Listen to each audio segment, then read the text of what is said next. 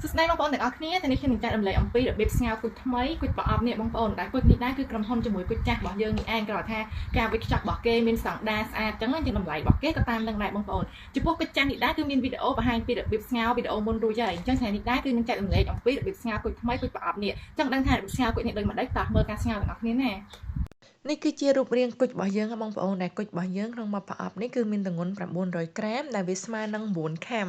គឺជាប្រភេទគុជឆៅពណ៌ខ្មៅឥឡូវនេះយើងក៏ចាប់ផ្ដើមបើកប្រអប់គុជរបស់យើងទាំងអស់គ្នានៅពេលដែលយើងហែកប្រអប់មកគឺយើងនឹងឃើញគុជមួយថង់ចេះបងប្អូនគឺគេរុំមួយថង់អញ្ចឹងណាអញ្ចឹងវិចខ្ចប់បែបនេះគឺថាងាយស្រួលក្នុងការដឹកជញ្ជូនអត់ធ្វើឲ្យវាធ្លាយអីទេដោយសារមានប្រអប់មួយតង់ហើយមានថង់មួយតង់ទៀតឥឡូវនេះយើងក៏ចាប់ផ្ដើមកាត់មាត់ថង់របស់យើងទាំងអស់គ្នាគុជនេះដែរក៏កាត់មាត់មកគឺឈ្ងុយក្លិនប្រោនខារ៉ាមែលបងប្អូនយើងក៏ចាប់ផ្ដើមបែកគុជរបស់យើងនឹងឲ្យវាបែកចឹងមករួចហើយយើងក៏ចាក់ចូលទៅក្នុងកែវក្រិតលេខ250ដើម្បីវាល់វាចាក់ចូលឲ្យពេញមួយកែវក្រិតលេខ250អញ្ចឹងមកណាងាយស្រួលបន្តមកទៀតគុជរបស់យើងចំនួន250មីលីលីត្រយើងប្រើទឹកចំនួន750មីលីលីត្រ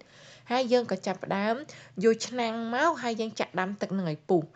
គឺយើងទុករហូតដល់ទឹកនឹងពុះល្អបងប្អូនឲ្យវាពុះខ្លាំងពុះល្អអញ្ចឹងយើងចាក់គុជចូលបន្តមកទៀតយើងក៏យកឡាព្រាមកកូរវាដើម្បីកុំឲ្យវាជាប់គ្នា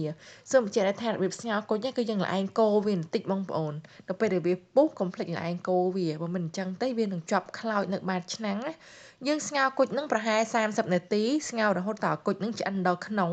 បន្ទាប់ពី30នាទីក្រោយមកនៅពេលដែលគុជរបស់យើងឆ្អិនហើយយើងក៏បិទភ្លើងរួចហើយយើងផ្ងំគុជរបស់យើងទុកចោល30នាទីសិនចាំយកមកលាងទឹកអត់លាងទាំងក្តៅទេនៅពេលដែលយើងទុកចោល30នាទីហើយនេះលាងទឹកបែបនេះបងប្អូនឲ្យវាអស់ជាតិអិលចឹងណាបន្តមកទៀតយើងក៏យកឆ្នាំងដដែលមកដែលយើងប្រើជាមួយនឹងទឹក brown sugar ដើម្បីយកមកឆឹងមួយគុជយើងទឹក brown យើងប្រើស្រាច់ចិត្តនេះអាចដាក់ពី20ទៅ30មីលីលីត្រស្រាច់តាមចំណូលចិត្តបងប្អូនតែមិនដាក់ផ្អែមពេកទេយើងយកតែម្លែមដើម្បីវាមានក្លិនឈ្ងុយបានហើយបន្តមកទៀតយើងក៏ចាក់គុជដែលយើងបានលាងទឹកនឹងចូលហើយយើងបន្ថែមទឹកស្អាតតិចទៀតមកជាការស្រេចហើយកន្លែងនេះដែរគឺយើងអត់ងាស់ទេយើងគ្រាន់តែទុកវាតែឲ្យតែវាពុះបានហើយយើងក៏ចាក់ចូលចានទុកឲ្យវាត្រជាក់ចូលជាតិយើងអាចយកមកញ៉ាំយកមកលក់បាននេះបងប្អូននេះបងប្អូនគុជស្ងោររបស់យើងណា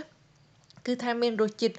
ទន់ស្វិតឆ្ងាញ់ហើយឈ្ងុយជាមួយទឹកប្រោនឹងទៀតគឺធ្វើឲ្យគុជរបស់យើងកាន់តែឆ្ងាញ់ដូច្នេះសិនបងប្អូនមានចំណាប់អារម្មណ៍ចង់បានប្រភេទគុជឆៅគុជឆ្អិនឬក៏សម្ភារៈកាហ្វេសម្ភារៈផ្សេងទៀតអាចតាក់ទងបានខាងเพจនាងខ្ញុំបានដាក់នេះណាអរគុណច្រើនអ្នកទាំងអស់គ្នា